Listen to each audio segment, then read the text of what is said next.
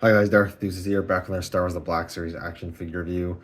Today, taking a look at, I think, the last of the newer releases that I've been still trying to get. I think this is the last one. It is Luminara Unduli, another of their prequel Jedi that we have finally gotten in Black Series. We now have quite the collection of prequel Jedi in the Black Series now. Shakti was also in this wave. I reviewed her previously if you want to see that video. It's on my channel. But yeah, I've been really pleased with all of these prequel Jedi figures so far. I think Hasbro's been doing a really good job on them, and Luminara is no exception. They executed this figure very well. But taking a closer look, the head sculpt, I think, is really well done. Obviously, we don't see the character in live action very much, and even less so very close up. But I would say, from my recollection, that I think the likeness to the actress who played the character, I think, is pretty spot on. It looks pretty good. I like the chin tattoos are really cleanly done. The eyes look really nice with like the purplish going on there, honestly. Blue or purple, it's hard to tell. But I think it looks really, really good. The headdress is pretty nice too. It is made of a flexible plastic, pretty decently flexible, so it will allow for a decent amount of articulation still. It isn't removable on the 3 3/4 inch versions, or at least some of them. They made this headpiece removable, which is kind of cool, but in the movie we never see her with it off. I would never display her with it off, and I do kind of just prefer it being just glued down so it's not falling off all the time when you're trying to articulate and all that jazz. So I do like how they executed that here. I think it looks pretty good. The torso is new sculpting. I think pretty much the figure's all new sculpting except for the legs. The torso, pretty simple. Does have like this gold brooch on, which is cool. But the rest of the sculpt, nothing too much going on here, but this detail is nicely done. She does have a soft goods robe, I guess. Kind of interesting. They did the soft goods robe, but the sleeve parts of the robe are plastic. So you could technically remove this robe, but then it wouldn't make much sense because then the sleeves wouldn't go with it. So you'd have the sleeves but no robe. But you could remove it if you want to. But the material is pretty nice. It is a smooth material, similar to all the other Jedi robes we've gotten lately. There's a hood as part of the robe, but it is just stitched down because you can't use it with the headdress that she's wearing. Arms look pretty nice with the plastic bits of the robe there, then the arm coming out, and then these van braces she's wearing. Really nicely sculpted and painted. I really like how these look. There's a lot of nice paint going on here. Looks really, really nice. And then that's actually continued on the front. This plastic part of the lower robe, skirt, whatever. Superb sculpting and paint going on with the detailing of this garb she's wearing, which is super cool. Definitely a highlight of this figure is just the paint and sculpted detail looks great, and it's in no small part to the detail going on here. Looks really, really good. She does have a couple of belts or sashes going on, a couple of gold belt buckles there, which also look pretty good.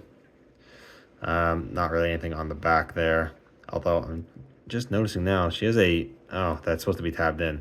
There's a tab on the back of the torso. That's actually where the belt's supposed to tab in, I suppose, to keep it in place, I guess. Although it's not, doesn't look like it was ever glued down, so it's kind of weird.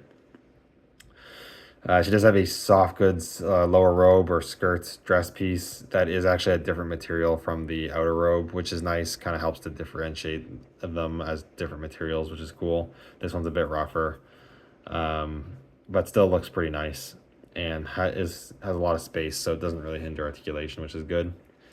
Like I said, the legs are reused. The easiest way to tell is because of the old non-pinless double hinge knees. These are reuse of Aura Singh slash Ayla Secura and like every other figure that's used. These are pretty much the popular legs used for female figures in the Black Series, but they work well, and because they're covered with the robe, you won't notice that they're not pinless, so it doesn't really bother me at all. The feet might be new. I didn't do a close look, but I do not recognize these feet. The upper part, boot part, might be reuse of the Ayla Secura, but the feet are not reuse of the Ayla Secura because that one, she has heels. There's no heels on these feet, and it's not reuse of the Shakti either because she had more combat boots that look more like combat boots. So I don't know if these could still be reused, but If they are, I don't know what they come from. But anyways, overall though, Luminara looks really, really good. I'd definitely say probably one of the best looking of all of the prequel Jedi we've gotten. They've done a really good job on that front. Articulation wise, you have a dumbbell joint at the base of the head as well as the base of the neck. She looks down, not a ton, but can look down a little bit. Not a whole lot of up, but just a little bit. But you can get pretty much full rotation. The headdress will get out of the way. Maybe a little bit of pivot. Again, nothing too crazy. You have hinges at the shoulders that move about that far out. There is a butterfly joint in there at the torso and the shoulder, so these actually do have decent range of motion. Then you have a single hinge at the elbow that does go past 90 and then rotates. Then you have a swivels at both wrists as well as an up and down hinge at the right gripping hand, and then the same hinge on another. The right hand or left hand is also technically a gripping hand, but it is sculpted in a bit more of a gesturing sort of pose, which is kind of nice, I guess. And then you have a dumbbell joint at the waist, so it goes back a bit, crunches forward barely, does have a bit of pivot, and then there is rotation there. Hip joints, these move out that far pretty much. There is a swivel cut there because these are older legs. Double hinges in the knees, so they go all the way up. There's a swivel cut at the boot as well as a hinge at the ankle that goes decently far up as well as decently far down. Then a rocker for ankle pivot. So pretty good articulation. You can get Luminara in some pretty decent Jedi looking poses, so that's great. And the soft goods and whatnot don't hinder a whole lot of the articulation, which is good as well. In terms of accessories, you don't get a ton. You basically just get the main thing she needs, which is her lightsaber. It does have a nice green blade. This hilt might be reuse of the Plo Koon lightsaber hilt. I actually didn't check to see if they're the same or not, but this might be a new hilt. I'm not sure. Either way, though, it has some nice paint with silver for the main portion of the hilt, a bit of gold on the end, and a little bit of red for the button there. So that's really cool. Blade is removable. However, you cannot plug this anywhere on her belt, unfortunately. There's nowhere to store it. That's a little unfortunate, but not a big deal because I'm going to display her with the lightsaber anyways. Only thing I've noticed is that the blade doesn't go in all the way. Just very barely doesn't go in all the way. It's really hard to tell, so it doesn't really matter. But it just ever so slightly doesn't go in all the way, which is weird. I don't think it... I can't really get it to go. I've pushed pretty hard down. I can't get it to go any further. I don't want to snap the peg, so... that's just a little weird, but not a big deal. But she does hold it pretty well. No problem. The vertical hinge does well for getting good lightsaber poses, which is great. And with the butterfly joints and all that, it shouldn't be too difficult to get a two-handed pose either. No, you can get her holding the lightsaber in two hands pretty easily as well. So that's really cool. That's pretty much it for the figure itself. I guess next we can just do some quick comparisons here. Just straighten her out real quick. Try to sort her out.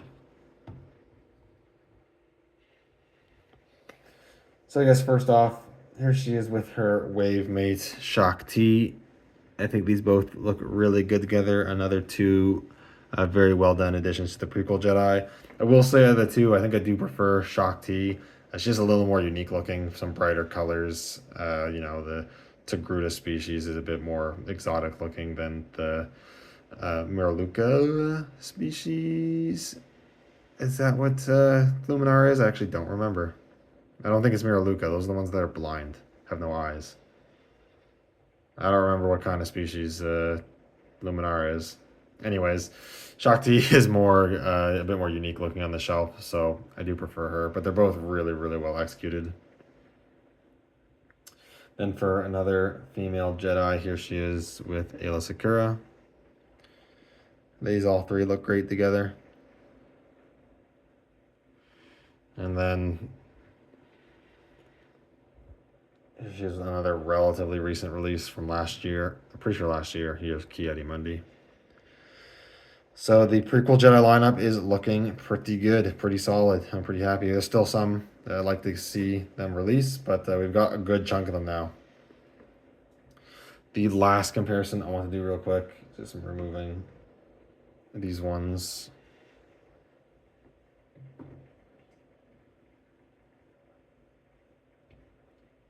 Is here she is with the most recent 3¾ release. This is the Vintage Collection Tartakovsky Clone Wars repaint, and with the face printing.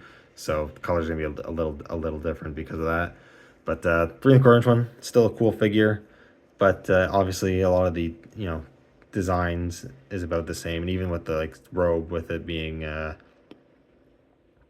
soft goods and having the plastic sleeves and whatever, persists on this one. But like this one had the removable, had the removable headpiece. You can see your hair under there, which is cool, but it also just means it's just gonna fall off, or another piece that can get lost, or just look bad when you're trying to articulate. And also the 3¼ figure doesn't have all the nice detail on the front skirt piece and on the fan braces there, not like the new one does. And the new one just has the modern engineering that, I mean, this figure is really old now. This is from like when this released, like 2013 or something. So yeah, cool figure. The 3¼ one's still cool, but a huge upgrade the Black Series one is. So really happy to have this one. Anyways, that is pretty much it for this video. Overall, I think this is a really solid release that if you're interested in collecting Jedi figures in the Black Series, 100% recommend. It's a super solid one that you don't want to miss. Anyways, thank you guys so much for watching. Let me know what you think down in the comments below, and I'll see you all in the next video. May the Force be with you.